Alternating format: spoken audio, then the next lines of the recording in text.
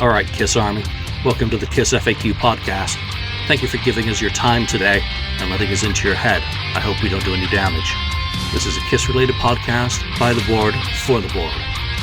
We hope that you enjoy. We'd love you to support this show. Please like, follow, and subscribe to us on Facebook, YouTube, and Twitter. Your likes and subscription helps us to grow and attract interviews and content. So please retweet and share our posts. Your contributions are appreciated. Greetings and welcome to episode 425 of the KissFAQ Podcast. I am your host, back again, by popular demand, no doubt, for yet another episode. I am Mark Anthony K, better known as Marcus Almighty on the board. With me on this episode are my two partners in crime. We, of course, have St. Louis Kiss, Lonnie. And we also have 69th Blizzard, Mr. Ken Keenan. How are you, sir? I'm good. I'm not backed by popular demand, though. Just back. Oh, I'm just back. We're all backed by popular demand. And, of course, you notice that we are short a member tonight. Mr. Julian Gill is attending to some family things, so cannot join us today. And we wish him well with whatever he is out there doing. And we will keep the ship sailing in your name, my friend. So today we have quite a few things to talk about. And hopefully there'll be things that are of interest to you out there. They usually are, because you're always here to listen to our fantastic take on things. So I'm sure this week will be no different when it comes to this. Now, before we get to the news segment, just out of curiosity, since it's a habit that I have of doing this, is anybody got anything new that they bought Kiss related, yay or nay? No, not this one. No, nothing new, because they haven't offered anything new. Yes. I've just That's the only thing I bought is some other bands, music. So that's yes. He did message me earlier saying that he bought some new Yes material for his collection. Yeah. So, hey, it's. Let me just put that out there. It's okay to collect other things besides Kiss if you're a Kiss fan, Right. Exactly. Look at Lonnie. He has a fantastic GNR collection. I do. And Ken has many other things in his collection as well. I know Lynyrd Skynyrd and other things, and I have a bunch of things, Bowie, Rush, so on and so forth. Yeah. So don't be ashamed of collecting other things, you Kiss fans. I'll just say, if the Cincinnati Bengals put out an album, Lonnie would buy it. Yeah. Could you imagine that? Pre-order it. Yeah, you pre-ordered even. The Cincinnati Bengals sing the hits of Guns N' Roses. He'd be all over that. Wow, that'd be They play in the jungle. a classic. Okay. Wow. Oh boy. Fantastic. Now, since we're talking about vinyl, let's get on to our news segment of the episode. First on the tidbit is Revenge vinyl has shipped. I'm sure this has made quite a few people happy, namely my two friends here with me in this episode. I know Mr. Lonnie here is a huge fan of the Revenge album. Lonnie, what is your reaction to hearing that it has shipped? I'm just glad it shipped, I mean, we got delayed, but it is on its way. So I got the tracking number and everything. So patiently or not so patiently awaiting its arrival. So are you following it by every city block? I'm looking it up right now. So it's on its way. Estimated due date is August 20th. So Saturday. That's 2 days, right? Which is good. I'll be home and won't sit on the front porch in the heat, so I'll be able to grab it. Yeah, so you don't want to warp warp of silver mud, I've had to. They did deliver one of them. One of them came, and my wife works from home half the time, 3 days a week, and she goes in the office or stays home 2 days a week and goes in 3 days a week. She's kind of hybrid now that we're, getting a little back to normal around here. It was a hot summer day, and one of them got delivered. One of my buddy's wives is a teacher, lives in my neighborhood. I go, Jamie, you got to come by and get this for me before it melts. Go pick up that package. She did. Nice. Good. See, that's what neighbors are for, helping out the fellow Kiss fan, right? Mr. Ken Keenan, what are your thoughts on the Revenge being shipped, and are you awaiting the record yourself? Yeah, I'm awaiting it. I was, I'm a sucker. I bought it, so. They love people like added to my my Kiss vinyl collection. So another Kiss. I don't have a lot of Kiss vinyl for Revenge. I have a few, but I have a lot of Kiss vinyl. That's how this vinyl is like stacked up behind you. Yeah. Well, as of Revenge, Revenge hasn't had a lot of repressings and stuff. So, I have a small number, but yeah, just another one adding to the list. But yeah, it's cool. It'll be something different. Great. I mean, I haven't ordered it yet myself, mainly because I am preparing to pay a rather big property tax bill this month. But once it's done, I think I'll be sitting okay to grab a copy, and I don't think it's sold out. I don't think so. No. I think I can still grab a copy and have it sent to me. Maybe it won't take that long now that they're actually shipping. So that's good news for us people who collect vinyl. Now, speaking of good news, for all you viewers out there living in Australia, the lovely Australia, I one day hope to grace your shores with my presence and check out some of the fantastic places over there. But you shall be expecting Kiss, or actually they have arrived in Australia from what I understand. So after a long, long wait, Kiss have finally arrived in Australia to perform their leg of the farewell tour, the end of the road tour. Are you guys surprised? Did you think there would be something else delaying them again? Did you think something would happen knowing Kiss's luck? Let's go around the table with that. Ken, are you surprised they made it? I'm not surprised they made it, because they made it to a lot of, Europe and so on. And it's the third time, kind of, maybe the third time's a charm or something like that. I don't know how many times they've been delayed. It may have been more than that, actually. I don't know. I can't remember now. But yeah, it's good that they're finally getting there. And they have a number of dates, sold out dates, I think, there that they're going to be playing. So I think the Australian fans will be very happy to finally see them again. Lonnie, what are your thoughts on that? Yeah, I'm happy for all of our friends in Australia that it's finally happening. I think it got delayed originally like in 19. I think they were supposed to go there in 19, but Paul got sick or something like that, and they ended up not going. And then those dates were rescheduled, and then COVID, and then COVID again, and then maybe even COVID again for all what I remember. It seems like these dates have been pushed off 3 or 4 times. So I'm happy for the Australian Kiss fans, because we've talked on the show about them extending this tour, but I can't imagine them extending it to go back to Australia another time. But who knows? But so I mean, I think if you live in Australia, you really have to say like, okay, this is really it. We're not going to get another chance for them to come down here with as much as this had been delayed, with Gene and Paul being in their 70s. They are on this end of the road tour for 3 years now. I don't see them coming back again. So, hence why these shows are selling out. I mean, fans are like, you know what, I'm going to take advantage of this opportunity, because this really is it. That's absolutely true. I think that the people in Australia are going to be extremely excited that Kiss have finally made it onto the shores.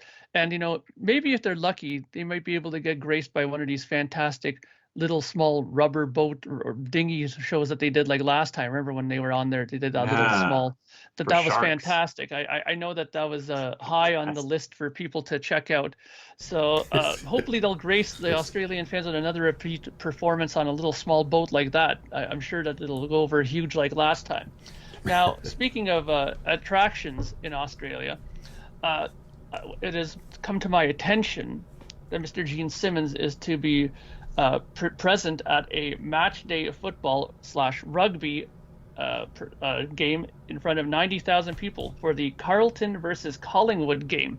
So any of you people who are out in Australia and are rugby fans, if you're hoping to see Gene Simmons, maybe, I don't know if they televise these things on Australian television, but you might get a chance to see Gene Simmons live and in person. And hey, and if you're a rugby fan and you're going to be attending there, then maybe you might be able to cross paths with Mr. Gene Simmons there.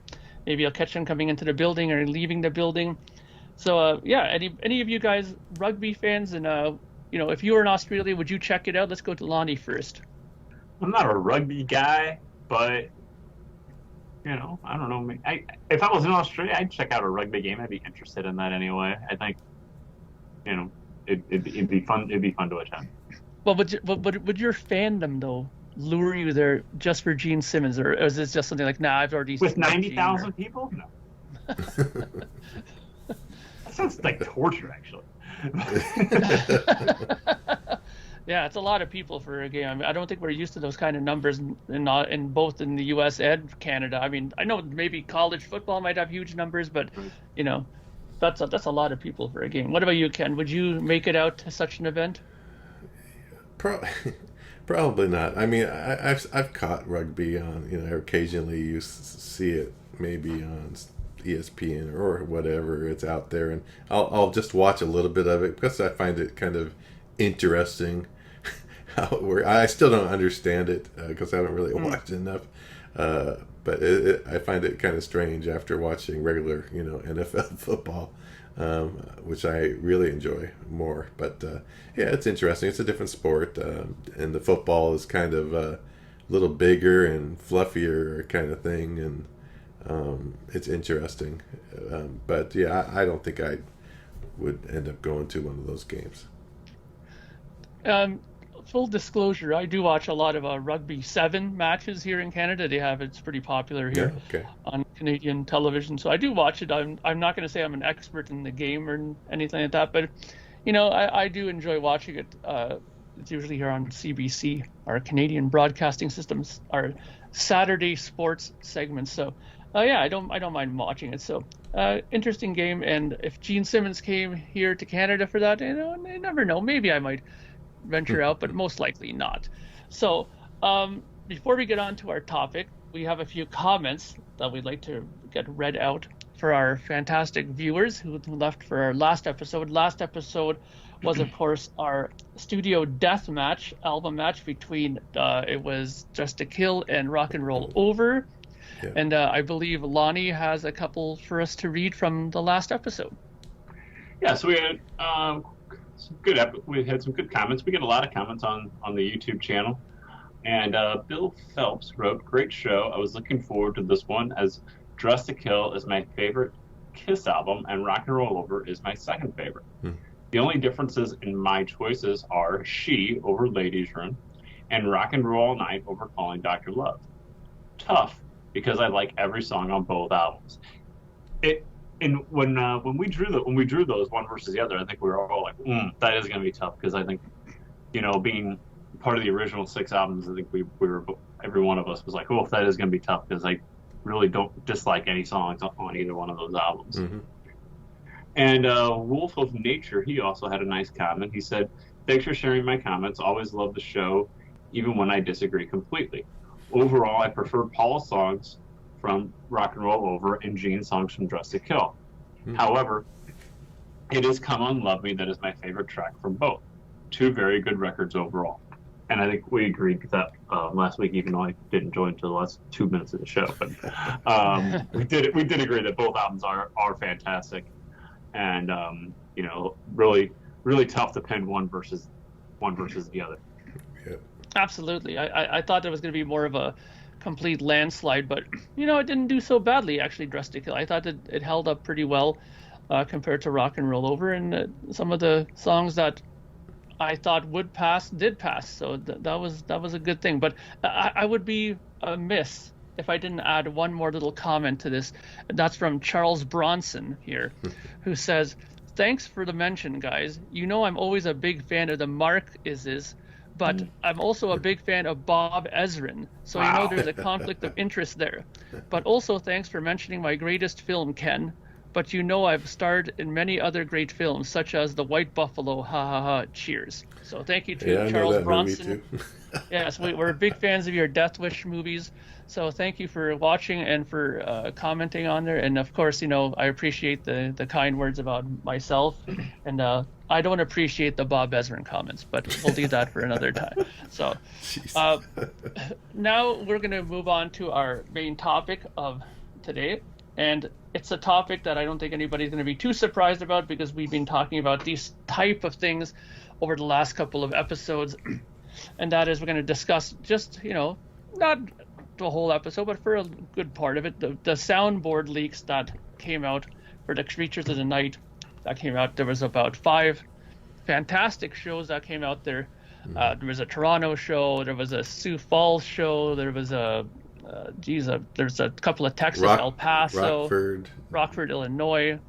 Yeah, there was a lot of great shows that were out and sent out there. Now, I believe that us on the panel here, we have these leaks. Am I correct in assuming that? Lonnie, you have these leaks? Yes. I do. And Ken, you have them too, right? I do. I actually downloaded that one. Okay, so I had them as well. I listened to them. In fact, I made it a ritual that every day when I went out driving to go, whether it was to pay bills or whatever it was, I took one, put them on my little iPod, and put it in the car and listened to the whole thing top to bottom. So I've got to all of them. I think I'm on the last one actually, but they're really good. They are soundboards, legit soundboards. I hate it when people say, "Oh, you have a soundboard," and it's all like it's not soundboard at all, right? These are definite soundboards. They sound pretty decent, and I really enjoyed them. But before we get too deep into the nitty gritty of it, what were your takes on it? How did you were you surprised at the quality of them? Did you think that they were better than you expected? Let's start with Lonnie. They were better than I expected. We had heard for years that there really is nothing, just nothing. Mm-hmm. And I think that we also just came because if you hear something enough, no matter what it is, somebody tells you something enough. It's just kind of like media consumption. If you hear something enough, whether you believe it or not the first time, you keep hearing it over and over and over again. It's just human nature that you start to believe it. So for me, and I think for a lot of KISS fans, like I said, oh, well, you know what, that does make sense. In 1982, the Creatures tour, they didn't have a lot of money. They weren't selling very well. So I guess that there isn't a lot out there that we just came to accept that it is what it is. So I was surprised that there was shows like this out there of the quality of this quality. So I was very surprised and very happy. I was like, wow, this is something I really thought I'd never hear or have. So yeah, it was great. Absolutely. Ken, your thoughts? Yeah, I'm like Lonnie, where we were told there's nothing. So I guess that tour was so bad they didn't even attempt recording a soundboard, and because that tour was cut off short too. But I mean, it was nice to discover these that they're out there. Some are out there, and the quality of them are surprisingly decent. And I think one of them, for me, stands out above the others that I thought was really, really, really good. So, I'm happy to see they're out there. And then there's hope then, I think, for other tours. Since we thought this tour, there's nothing, that there's other tours out there that probably have at least that many or more good soundboards that they could, eventually release or leak, whatever you want to, however it comes out. Yeah, that's for sure. I mean, the funny thing is, you were mentioning that how we were always told that there was never any of these things available from this tour. The interesting thing is that there are 2 releases out that talk about KISS in a touring capacity, like the KISS Alive Forever book, for example. And in there, if you look at when they show the dates that were played, I looked up those dates on the book, and even in there it said that the only source that's available for listening are audience recordings. So even they didn't have written down that there was any soundboards done. So these must have been kept really under wraps from people. And we're lucky now that they're starting to come out and have us enjoy them, right? So let's just, before I start with the questions that we have written down for here, is there any one of them there that you particularly liked better than the other? I mean, for me personally, I was very pleased with the Toronto one. Being that I'm from the Toronto area, I was very anxious to hear that one, and I thought that was a fantastic show. Ken, is there one that stands out more than the other to you? Yeah, the one I enjoyed is the Rockford, I guess, Illinois, New Year's Eve I thought that one sounded. Yeah, the Toronto one sounded great. To me, just to my ears, it sounded. I liked the sound better on that one. It's just surprisingly, again, pretty good quality. It even beats these other soundboards they've already released. A couple of them, I think. Lonnie, was the one that stood out for you? I agree with Ken. I thought the Rockford one was the best, to my ears anyway. Toronto did sound good, but I thought Rockford was excellent. I thought, it's just all of it really. It was just I was just taken back by it. It was tough to really separate one from the other because I was so just shocked of what I was listening to that had been this quality just under wraps for that long. So, it's exciting that it's out. I know there's some people that aren't happy that it's out, but we'll get to that. We'll get to that. Well, that's another discussion. Yeah. So with that said, with that fine sort of introduction that Lonnie just gave there, let's get to the main beef of the discussion here. So there was another respectable podcast that was out that did a little segment about the soundboards and the effect that they felt they had on the industry and, more importantly, the KISS market and industry itself. So let's talk a little bit about what we feel these sort of leaks will have in terms of an impact on KISS and their market. Do you think, for example, that these leaks will have any sort of a crippling effect on KISS and their sort of, future sales? I mean, the big thing that they were saying was that, well, if these things keep getting released, then any hope for any future deluxe things are not going to happen. Because you're not just crippling KISS, but you're crippling all these other people that work at pressing plants and work at this and work at that. I understand that people are not happy that these got leaked, some of these people, but let's wake up here. These pressing plants that are pressing these deluxe editions, I got news for you. They're not just pressing stuff for KISS. In fact, they're pressing many different band stuff. And me being a person who's, just a lowly little guy who's waiting for 100 copies of a record, I have to wait like 8 months for my albums to come because they are so backlogged with business from other bands that need stuff pressed. Believe me, those people aren't crying if KISS doesn't do another deluxe box set. Sure, we will, but these people are not going to be hindered by any means, by if something like that happens. I mean, I think that's going a bit overboard, guys, that you think that they're going to have some huge impact on it. All the people that they mentioned, like, marketing people and stuff, they're not just there for KISS. They're here for dozens of other bands and work for lots of other bands and do other things all the time. It's not like if KISS stops and the whole musical world stops, as much as we want to believe that, baby, but it's not true. What do you think, Lonnie? Am I off the kilter here or what? No, I think you're right on, because not only that, and not only are vinyl pressing plants backlogged, and they're not waiting, like being awarded a KISS contract, like, oh good, we're going to work the next couple of months because we're able to press the next KISS Deluxe album or something like that. But not only that, but also, I use my brother as an example a lot of the time. Like, I consider my brother to be like an average KISS fan. He has all the albums. And he loves KISS. He's the reason I am a KISS fan. And I consider him more than the average KISS fan because he does own all the albums. He has, the KISSologies and things like that. He's more than the average KISS fan.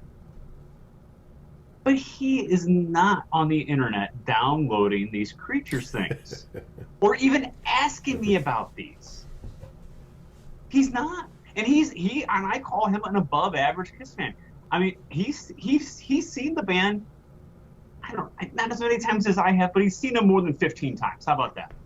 He's more than just your average KISS fan. He's seen them every time they've come through St. Louis since I was 12 years old. He's a big KISS fan. But he's not downloading he doesn't care about a show from Rockford from 1982, and he's not like clamoring me, Lonnie, do you have this? I'll bring over my iTunes. Will you share it with me? He's not even asking me about that because he doesn't care. He doesn't even know it. He doesn't even know it's out there. I don't even bring it up to him because I know he doesn't care. So I think that while we talk about this kind of stuff, because I consider him here as a Kiss fan, but we're like up here. We're on people who listen to this show, people who are recording this show. I think we're on another level of even just the above average or above average Kiss fans. I don't like the way that sounds because Kiss fans like to rank each other. Kiss fans do like to rank each other. Come on, everybody. Like, I mean, we're not elite. No, they do. But I think crazy. You're a super fan if you're watching this show on a weekly basis. You're an even more super fan if you're recording this show on a weekly basis. But I consider him a pretty big fan. He doesn't care. But you know what? But he is excited about there's a Creatures Deluxe box set coming out. Oh, I'll check that out. He'll go check that out and buy that. But he's not interested in all these in leaks and things like that. And I just think it's a small niche of Kiss fans that are really, really downloading all this stuff and just sucking anything up that Sam Loomis or anybody else puts out there just immediately like, oh my gosh, I gotta have this. Yeah, are there a lot of people doing it? Sure. But it's not like the masses are just eating this stuff up. That's not true. Because I can point out, I always use my brother as an example, but there's other Kiss fans out there that I can go ask, hey, did you hear about this? Like, what are you talking about? I guarantee it. Yeah, I totally agree with you. I mean, when you mentioned that, it reminded me of one of my friends. I've mentioned him before, Ted. He's a huge Kiss fan. He had Unmasked plaqued on his wall, like the poster that came with it. And, he was a diehard. And I remember mentioning it to him once online. Hey, did you hear about these things? He was totally oblivious to what I was talking about. I was like, what do you mean soundboards from the Creature? What are you talking? Exactly. These people, how to put this without making it sound like egotistical? Like, these people have lives. You know what I mean? Like, they're not like us. They don't sit there waiting for the next leak to come out. They have families. Some of these people have maybe afternoon jobs or nighttime jobs, so they're not up all the time, or they have off hours where they're not able to watch even these kind of podcasts. So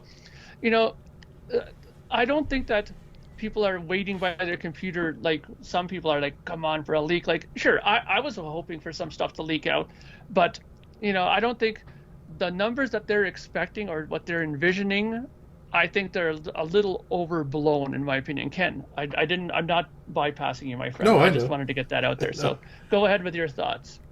No, I agree with both of you guys, and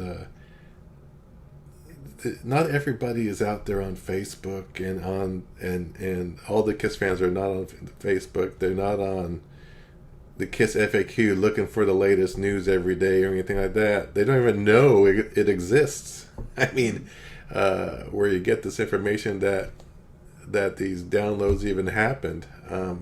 So, yeah, we're a small segment of fans. Because let me tell you, there's not a lot of fans. I doubt. I don't know what the traffic is. Probably Julian could tell us, but it's probably not. It's probably the same group of fans that visit the Kiss FAQ, and then it's the same goes probably for Kiss FAQ, Kiss Facebook sites and that sort of thing.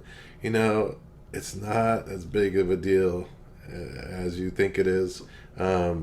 It's not gonna hinder sales. I think most of it, we're so into Kiss. We're going to buy it in any way. We buy things multiple times, over and over.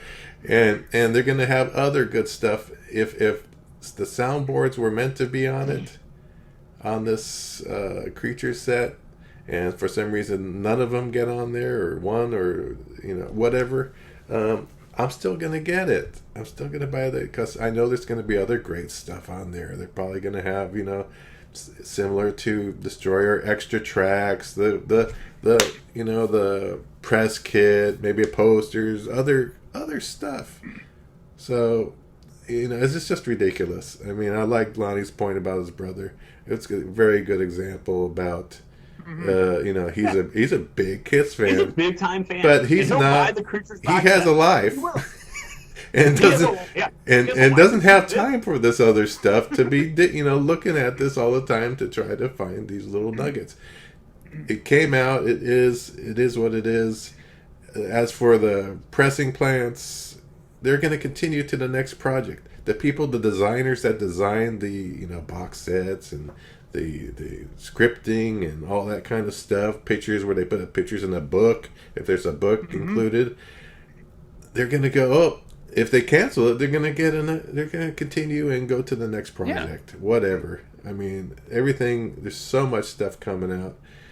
I don't think anyone is in jeopardy of losing their job or anything like that. Can you bring up an excellent point? But we're Kiss fans. We're going to buy it anyway. I mean, we opened the show talking about, that Revenge color's coming out. Another copy. I've owned Revenge for 30 years, but I'm buying another copy of it. You know what? Pretty soon, Ken, our Love Guns are going to be coming too. That's right. How many copies of Love Gun do I have? It's Kiss. And Too many. They know it. They know their audience. They're gonna buy it anyway. The Kiss fans will buy it anyway. If I put out, Gene and Paul know, if I put out something that has a Kiss logo on it and I sell it on Kiss Online, those fans are gonna buy it anyway.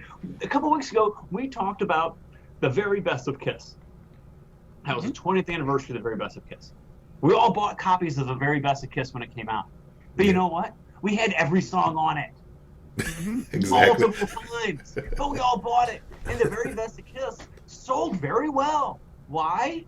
Because Kiss fans are gonna buy it. Because it's another Kiss product. And the super Kiss fans, whether you're an uber fan like us, whether you're a big time fan like my brother, maybe he won't get the super deluxe Creatures of the Night box set, but he'll still get a version of it. Yeah. The Kiss fans are gonna buy the Kiss products. And Gene and Paul know this. Why else did they put out all this crap all the time that has a Kiss logo on it? And if you put out a decent product that has a lot of good things in it, and is designed well, people are gonna come in. They're gonna buy it. If it's worth the cost, they're gonna buy it.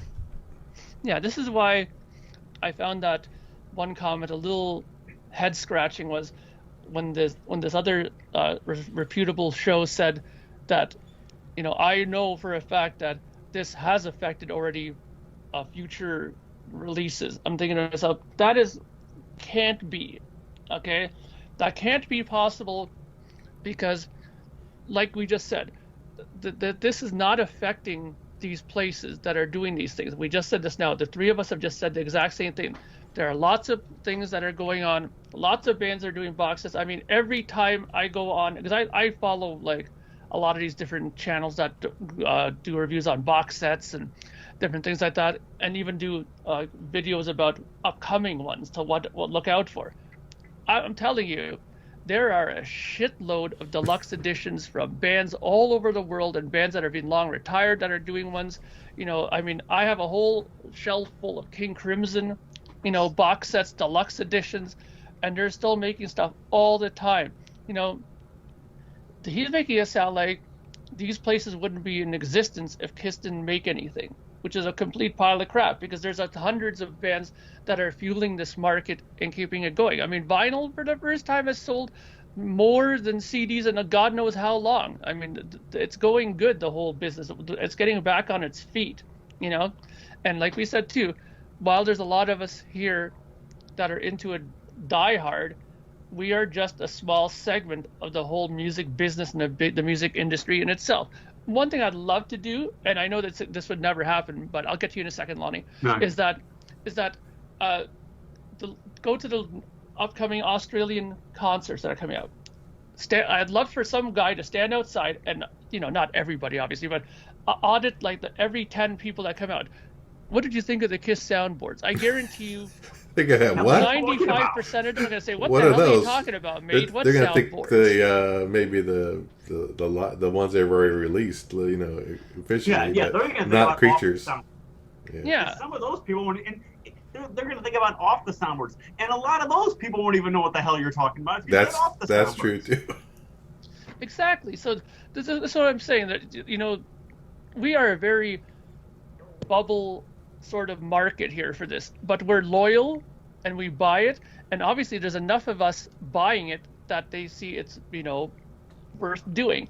And I don't care what anybody says, these leaks are not going to hinder that sort of thing. Lonnie, what you were going to say something? Now, you just said it's a small. The Kiss fans are a small niche of the music community, and we're a small niche of the Kiss fans, even on top of that. Mm-hmm. And I guarantee, and here, there's probably people watching this show. They're like, "Oh, I didn't know there were creatures leaks." I guarantee there's people, even fans that are watching this show, who watch this show maybe every week. They go, "Oh, I missed out on that. I didn't know that." Let me take a little quick poll. Will you guys be buying the Creatures box set? Say if they have no soundboards, but they do have the unreleased stuff and demos and all the little extra stuff. Yes, sign me up. Yeah. Yes, of course. And that's the thing too. I mean, that was one of the questions that was going to be brought up too, is that if these upcoming things have the soundboards on them, would you still buy them? Of course you would. You would still buy them even if the ones that were leaked are on there. Because let me tell you something just really quickly here. As good as these things sound that we got, these leaks, when you take a soundboard like this and go to a big studio, whether it's Metalworks or the record plant or any of these places that are reputable big recording studios, and you go in and say, listen, we need these polished up for a upcoming box set, you know what's going to happen? It's going to sound even better. This is one thing I didn't understand about the Destroyer one. Apparently the live performance that they chose from that was very questionable, to say the least. But I'm sure it even sounded better than it did in its original form. And now imagine this: you get these soundboards, you go to a good studio, they put it on the system, they clean it up, they polish it up, they even out the levels, they don't make Paul's voice come out like, yeah, like it doesn't like kill your ears when he comes in and everything is nice and leveled out. You have a much better product. So guess what? Those same recordings can be made to sound even better than they are now in the leaked form. So guess what? Of course people are going to buy it, because not only do I have this original raw version of it, but now I can have an even better version of it in there as well. And the same thing goes for video too. I mean, look at Andrew, our friend who comes on here sometimes, who's done many projects with video. We can see what somebody like Andrew can do with video, and polish it up and make it look that much better. Imagine if they go to another reputable video place to get some of this stuff polished up. It could be made to look that much better. That's why I'm always so leery about these people who say, this is going to affect business, because it's not. Because even though these are leaks and they're fantastic quality, don't get me wrong, they can still be made into a more professional product for people who are going to be buying it. Am I right or wrong, Lonnie? Oh, you're absolutely right. People are going to buy it. I mean, we're like, again, like my point, we're Kiss fans, and we're going to buy it. And whether these leaks are on it or not, it's not going to hinder me from buying it if I say, oh, it has the Rockford show on it. Oh, I have the Rockford show on. So I'm not gonna do that. And most, and here, on top of that,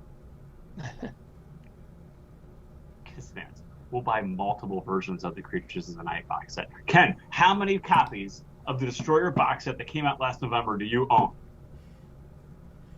I actually have two. See, I have one that's sealed, but I do have they sold the vinyl separate, vinyl, right? But then you have the colored vinyl. I have the colored vinyl. See? Separate too. So three.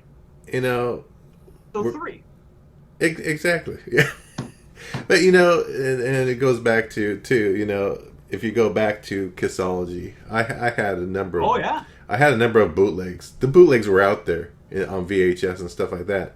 And did that stop anybody from buying the Kissology? No. Because there's enough good other stuff on that there to still purchase, Kissology. Let's go back to that. Yeah. Oh, it has Kobo Home on it. Well, I have Kobo Home. Oh, it has Largo. Well, I have Largo. But you know what? I bought it. And then you know what I did? I bought it again and again. And I bought 3 versions of because Kissology of the 1, bonus Kissology discs. 2, and Kissology 3. Because I have a big S on my forehead. I'm a big sucker because I am one of those guys that I will buy it if they put it out. Yeah. Yeah, and you know what? You There you brought up an interesting point about that, because I know that many people bought multiple copies of the first one, second one, and third one, because when you go to certain stores, they had different bonus discs in them, right? Guilty. And I know some people were hunting for specific ones. Like I bought the first one, I got the 77 show from Madison Square Garden. That was the one that I got, and then for the second one, I got the Budokan one as the bonus disc, and for the third one, I got the Weenie Roast, the first show of the reunion. Yeah. That's what I got. And I know there were other ones. I know that there was a first night, I think it was the first night of Cobo Hall was a bonus one that was out as well. Yeah. I have all those shows, but guess what? I was hunting for them high and low as well. You know what I mean? Oh shit, I gotta have it on a proper DVD version. I gotta go out, and and I remember my girlfriend at the time, she was like, "Don't you have this already? I thought we had this on the shelf." I go, "Yeah, I know, but there's another show on there." And she's like, "Oh my god!" Like she literally put her head in her hands. And like, what the hell? I had the same thing, Mark.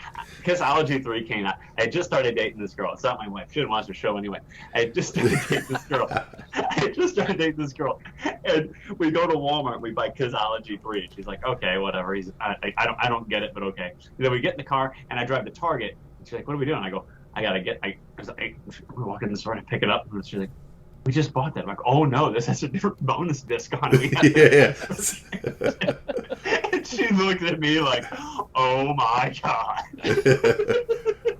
Oh, shoot. Yeah, and it's happened numerous times with me too. Like, as you guys know, I collect vinyl a lot. I mean, I think it probably drove her batty how many times we went to a record store, used record store, and she's like, "Rock and roll over." She goes, "I know this record so well. I know this record so well, Mark. You have got to have at least 8 copies of this." I go, "Actually, this is going to be 12 right here," because I was going nuts. I was buying Germany, Greece, U.S. ones from '83. The first copy, the first Canadian. She's like, "Why do you need this?" And she really got upset when she's like, "Okay, tell me the difference between these records. Are there different songs on them? No. Is the artwork different? No. Are you going to play this? No." And I go, "Probably." Yeah, now she asked me, she goes, "Are you going to be playing this?" I go, "Well, maybe once." "Once? Then why are you buying it? Can't you just put it on a cassette or something from the other copies?" I go, "Well, this one is a German one." "So what? Are they singing in German?" I go, "No." Look at the S's. It has a blue tear on the on Paul's. Yeah, and I showed crying. her that stuff, and she thought I was losing my mind at one point. She's like, "You're buying it because there's a blue tear on this." Really? Like, she was like absolutely flabbergasted at it. So let that be a good sign for people out there who are wondering if this thing is going to sell and if they're going to make any money of it. Because if us 3 are anything to be compared to other Kiss fans, if any of the other Kiss fans are anywhere near how we are, there's going to be no problem making money off of this deluxe box set, because we're going to be buying it and buying. Look at Ken, he buys one and keeps one sealed. And I mean, I know a lot of people who do that too. I know a guy who said, "I bought 2 copies of Monster. One I keep sealed, and one is my listening copy." I know people who buy my own records and do that. "Yeah, Mark, I want to order 2 of your records. One I keep sealed, the other one I listen to." That's not a new phenomenon. Lots of people do that, and if you do that with Kiss stuff, I mean, that's got to be telling you something, because these box sets are they're not grossly expensive, but they're not cheap either. And if you're going to buy 2 of them, that's a commitment right there to be dropping that much money into it, right? Yeah. Absolutely. So let's put it this way. So let's wrap up this discussion with this, just so that we're crystal clear on the topic, and that is, Ken, when this comes out, are you going to be buying it regardless if these things are on, yes or no? Oh, absolutely, yes. I'm gonna be buying it. Absolutely. And, we don't know everything that's going to be on it. We have no idea what's going to be on it yet. But I could tell you, if it's anywhere close to, similar to the Destroyer box set, I'm definitely going to be buying it. There you go, Lonnie. Absolutely. Absolutely. I'm going to be buying it. Whether these are on there or, let's just play hypothetical. Let's say these were intended to be on there and they scrap it. You know what? I'm still going to buy it. It's a Kiss Creatures of the Night Deluxe. We've been wanting that for how long? Absolutely, I'm going to buy it. I'm going to buy the super deluxe version of it and piss off my wife that I'm buying a $300 version of Creatures of the Night. And how many other guys that are watching the show or that don't even watch the show are going to do the same thing? Exactly. I mean, that's the funny thing is we just mentioned earlier that we were clamoring for this for so long before, and I remember when we talked about this episodes and episodes in the past, we were told that no, it's not going to happen. There's nothing really in the vaults and blah blah blah. See what happens. See, we don't know everything, people. So, well, there, an Asylum box set, yeah, it's possible. Who knows? There's lots of things in the vaults, as we learned, over the last couple of weeks. Mark, just to point out, like you said earlier, they're gonna. To me, they should still, if they were gonna put it on there, one of these soundboards or more, they should still put it on there. They're probably free anyway for the first, and it's still gonna entice more people out there. I would see even more people to buy it in general. Plus, like you said, they're gonna clean it up.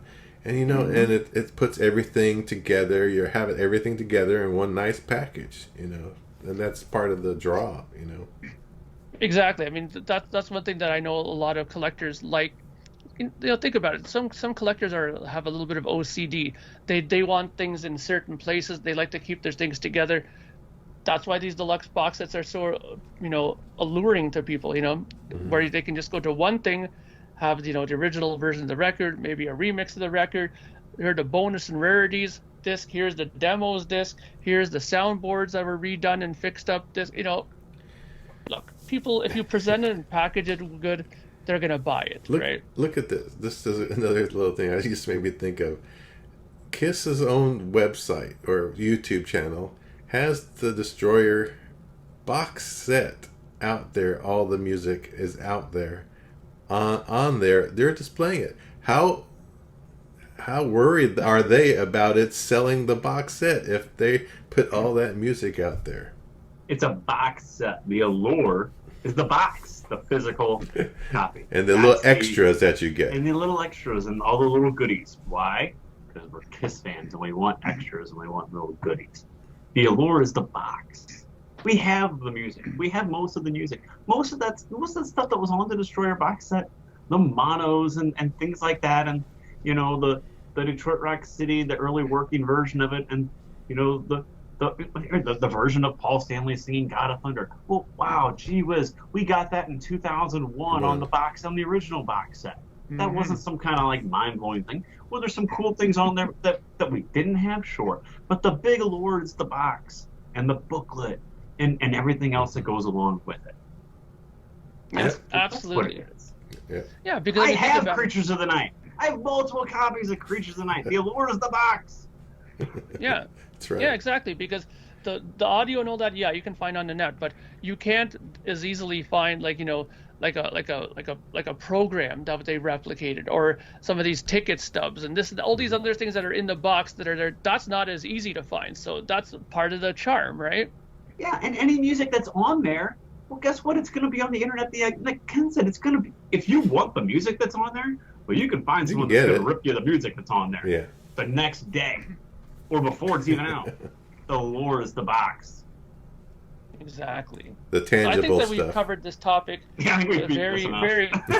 We very clearly went through this. So before we wrap up, let's go through a couple of things from the board, a couple of topics, and then we'll call it a wrap. Okay, so one thing that was on here that was interesting, and I found this topic interesting mainly because of the fact that I've rarely heard anybody say this before, and that is, Kiss Alive 2 Side 4 is the worst of the 70s.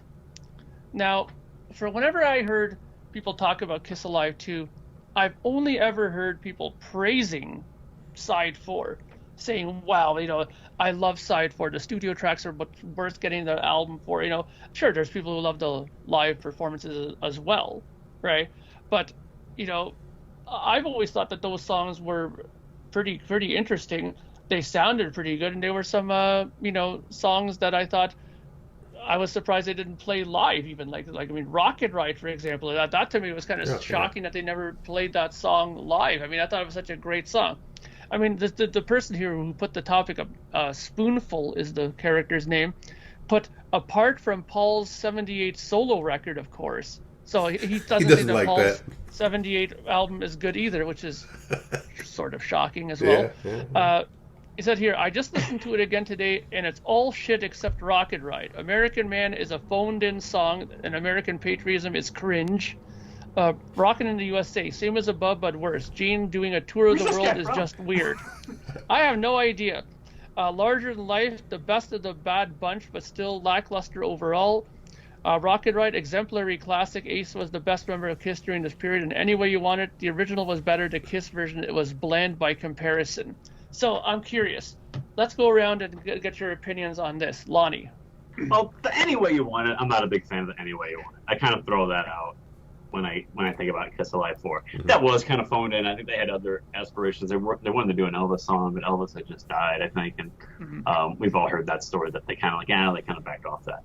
But All American Man and Larger Than Life and Rockin' in the USA and Rocket Ride, those are great songs. Rocket Ride is absolutely fantastic. Mm-hmm. And, to echo what Mark said, it's a real shame the band never played it in 77, 78, and it's an even bigger shame they never even attempted it on the reunion tour. Reunion, Psycho Circus, or Farewell tour. They never even attempted that song. I thought that was a real missed opportunity, because a lot of people know that song, because how many people that were going to those shows in the late 90s have Alive too? People know that song. So I thought that was a real shame that they didn't even just throw that out there for fun. But no, I there's worse stuff out there from the 70s than side 4 of Alive 2. I mean, there's plenty of songs on Love Gun that don't stand up to side 4 of Alive 2, in my opinion. I think there's some songs on Love Gun that are kind of they're full of themselves by Love Gun. I think you think it's better, these are better than Love for Sale and things like that. Love for Sale is a good song, but I think these songs are better than that. Mm-hmm. And and there's others too. Tomorrow and Tonight, it's a fine song, but I think these songs are better than Tomorrow and Tonight.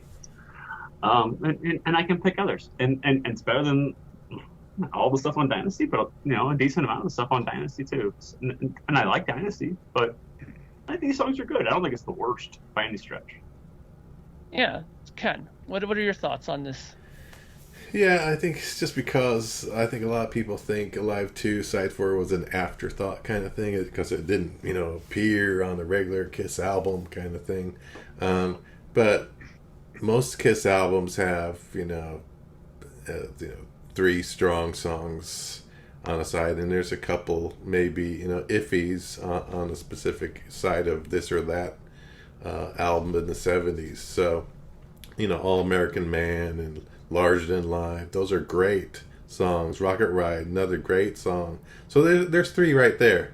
I mean, and Any Way You Want It is just, it's a cover of the Dave Clark 5 song. With I don't know why they picked that one, and I don't remember why. But yeah, that was kind of like I said, a throwaway. And then Rockin' in the USA is, one of the cheesy type Gene songs that he does. So it's no different.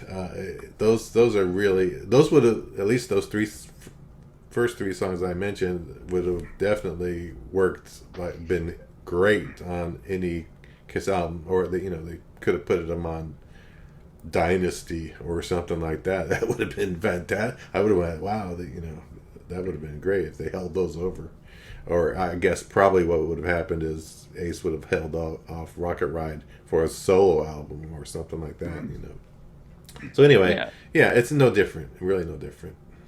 Yeah, I mean, honestly, All American Man, I thought is a pretty cool song. I mean, Yeah.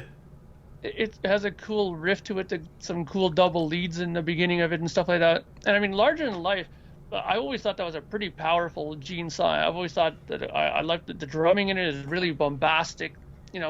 What can you say about Rocket Ride? That's Ace Frehley, right there, like top to bottom, the phaser sound effect on the guitar. It's Yeah. as soon as I heard it, I knew it's an Ace song, And yeah, okay, Rockin' in the USA might have a little bit of cheese to it, but you got to remember too, you're talking about a guy who loves the USA, who came to that country, and had nothing but good things to say about it, and even put it into words into a song. So is that so wrong? I don't think so. Maybe it could have, maybe better music to it, but I think that the message is genuine.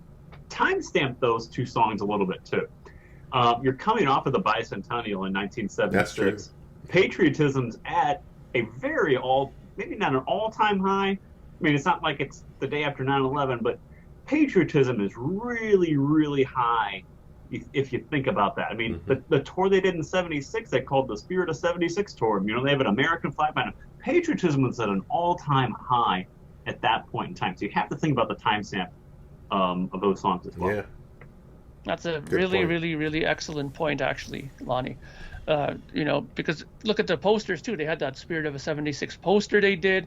There's a lot of stuff that they had that was pro-America, and they were proud to be Americans, and as they should be, right? So, yeah, I don't think there's anything wrong with that. I mean, there's much worse than that. Now, I don't know if any of you guys had a topic that you wanted to discuss, or I have another one. But Lonnie, if you have one. Just go. That was one of my big ones. I like that about the side 4 of Alive 2.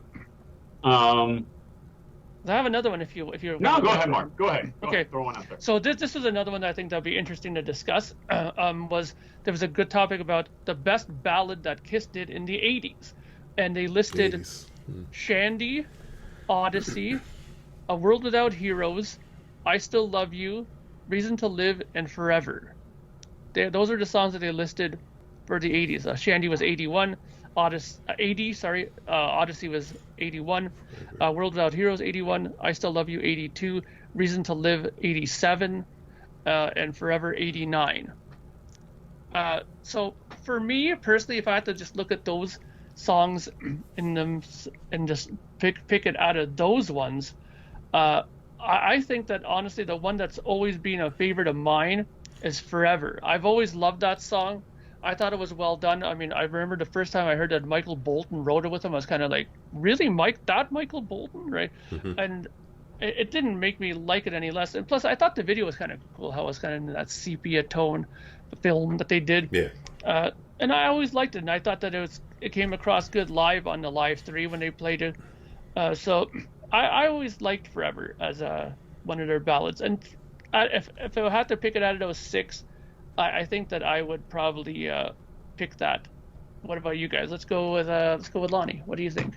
I like Forever. Forever's up there, and I think a lot of Kiss fans really like Forever. You see videos and things like that, like big Kiss fans get married and like they use Forever as like their first dance song and things like that. It works very well for that.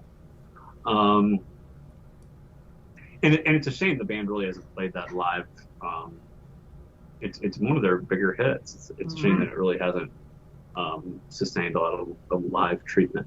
But for me, it's I Still Love You. I really like I Still Love You, especially when they play it live. I think it really came off well in Unplugged, and then Paul did it on the Live to Win tour, and it sounds really, really good on that DVD that they did from Chicago on that Live to Win tour. Sounds really, really great too. And I think it's something. And Forever's good too. I mean, I Still Love You's great too, because I think it's something that a lot of people can relate to, and being in that kind of a heartbreak type situation, it's something that a lot of people can look back and like, oh yeah, that, like the emotion of that song is really, I think, comes through. So for me, it's that I Still Love You is just barely niches out Forever. Ken, what do you think? What do you think from those songs would be your top pick? Yeah, I mean, You mean Burn Bitch Burn, isn't it? Why? No, I'm joking. We've all been there too. It's a great ballad. Yeah. No, I guess not. I think of another one as a power ballad that's not on the list that I would put down. I would say A Million to One. For me is kind of a power ballad, and I kind of rank it like that. I mean, it's not as ballady as some other stuff, mellow as like Forever though is a top one, another top I would pick. But I just think A Million to One, I'm just gonna pick that, even though it's not on the list. Otherwise, I probably would have picked something like Forever. Good choice, Kim. Because it's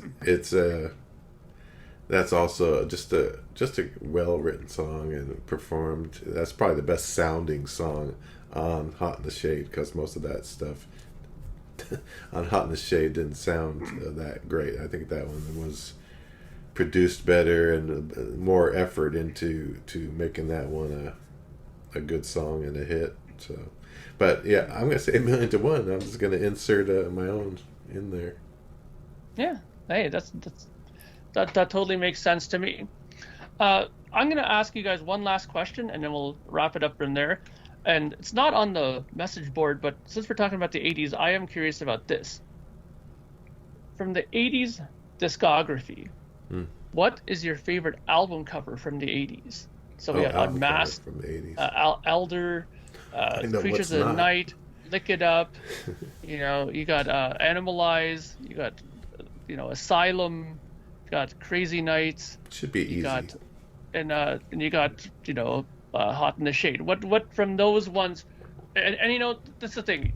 It can be for personal reasons that you like certain things. It may not be an obvious one. I mean, I'm curious. What is your favorite album cover of the 80s? Let's go to Ken first. Okay. Yeah, it's kind of, after thinking about it, this short minute here, I think it's pretty easy for me, and it's the album that we talked about for most of this episode, and I'm going to say Creatures of the Night. I mean, that's just a fantastic cover on a fantastic album. It was just like the perfect, whoever came up with that concept was, it's just brilliant. I don't know if it was Dennis Wollock or whatever, but it was just a great concept for the cover. Because a lot of the other covers, they really struck out in the 80s on most of the covers as compared to the 70s, right? With like Asylum, to me, was kind of a strikeout. And I mean, Animalize, it's like, let's just throw some carpet, animal skins on the floor and take a picture of it. I mean, what the hell is that? Let's do Talk about really, lack of effort there. I mean, give me a break. So yeah, I'm gonna go with Creatures of the Night. Lonnie, what about you? Yeah, it's Creatures, and I really don't have to give it a whole lot of thought. I mean, because there's some bad covers in the 80s, like Ken said. Just you started off with Unmasked and the Elder. Yeah, that's pretty bad getting started. And, but then by the time Creatures come out, like, oh look, there for a band that has such an iconic look. Well, let's put a door on the album cover. Let's put a comic book and a hand on the album cover with a hand, reaching up, or a comic book with a guy saying, "I still say they stink." What? So, they come back after some crappy album covers with that, and they look really menacing and it's Kiss. They look cool, and there's Eric Carr right there on the album cover. I thought that was really cool. And Lick It Up's cool for what it is. Lick It Up is cool. Here we are, white background, just us. Simple. Here we are without the makeup. Lick It Up would probably be my second favorite, but they really got it right with that Creatures cover. Yeah, I have to agree that's still my favorite cover that I've ever seen from them from the 80s. I mean, when they redid the 80s one, did that alternate cover, I thought that was sort of a not a good thing that they did. Good idea. But I think, like you guys said, it definitely emits a vibe, and it definitely has a cool look to it. More than anything else, I think when you hear the title "Creatures of the Night," it really gives it that dark aura to it. So I think that's a fantastic cover. Me personally, though, I would have loved for Lick It Up, for example, what I thought would have been a better thing to have done for the cover, while I think it's still cool. I think that how they did Lick It Up, the video, how they were walking down that street and how they were dressed down that kind of street. I think they should have just took a picture of them walking side by side down the street in those costumes, in that sort of situation, that kind of, scenario that they were in the video, and used that as the cover. I thought that would have been a little bit more impactful, a little bit more Kiss-like, because they were in, not costumes, but in some sort of kind of regalia that looked more like a Kiss thing than wearing, a dress shirt and stuff like that, right? But, in any case, I think that Creatures is still hands down the winner. As much as I love Asylum and it's my favorite, non-makeup album, that was a missed opportunity there as well, right? Yeah. So, oh yeah. yeah. Okay. Well, I think that's it for this episode. Before we go, don't forget to leave your comments. I mean, we've been enjoying reading your comments, and if you leave yours in the comment section, then maybe next week we'll read yours online. And don't forget, leave your comments about what we talked about. Do you think that we're correct about our long discussion about the leaks? Do you think that it's going to impact the business? Do you think that, it'll affect people buying it? Will you buy it? Leave your comments below, and we're going to be very curious to read about it. And even leave your comments about the other topics we talked about. It's a side 4 discussion, the 80s singles, and even the album covers here. What are your thoughts on that? And I'm sure next week we'll be back with more exciting news and more exciting things to talk about. And for you people in Australia, I hope that the KISS tour goes well, and you guys have a great time out there. So until next time, on behalf of myself, Mark Anthony K, Lonnie, and Ken, we hope you had a great time watching the show, and we'll see you all next time. Bye for now. I'll be buying Creatures. Thank you for spending time listening to the KissFAQ podcast today. All sales are final, there are no refunds. If you'd like, look us up on Facebook or come over to the KissFAQ message board and discuss the topic we've broadcast today. Don't forget to rate us on iTunes, Spreaker, or wherever you've listened to the show. We hope you'll join us again.